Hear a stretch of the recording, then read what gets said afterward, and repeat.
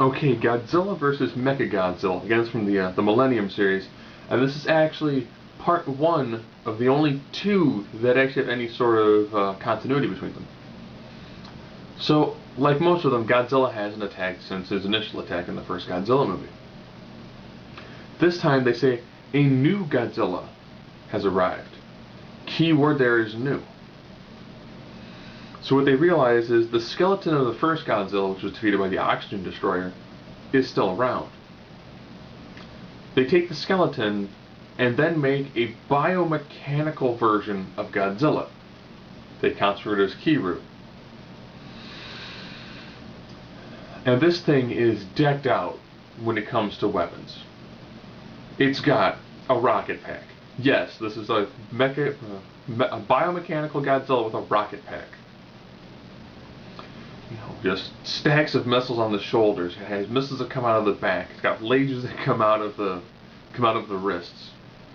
It's got dual maser cannons on the inside of its mouth, and the absolute zero cannon, which fires absolute zero light beam.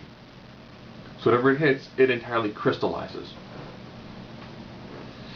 You're probably thinking, okay, sounds pretty impressive. The first time these two lock up, yeah, Mechagodzilla pretty easily defeats Godzilla.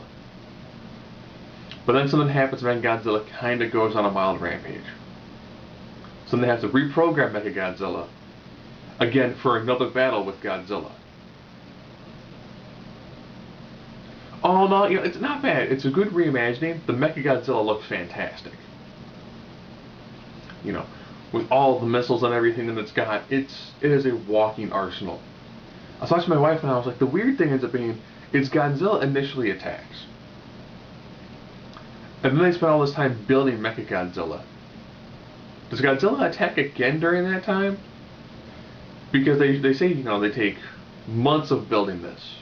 Months of training. So I'm assuming about a year or so would pass throughout the whole process of going from Godzilla's skeleton to a giant, robot with lasers and maser guns and rockets and a jetpack. And there's a sub-story about the guy who's the biomechanical robotic dude and his daughter's trying to, still coping with the loss of her mother. And he's kind of hitting on the main female lead. The side story isn't that bad. It does kind of drag on in some spots. You really do wish it was more of Godzilla either fighting the military or fighting Mechagodzilla, which could get two solid Mechagodzilla fights.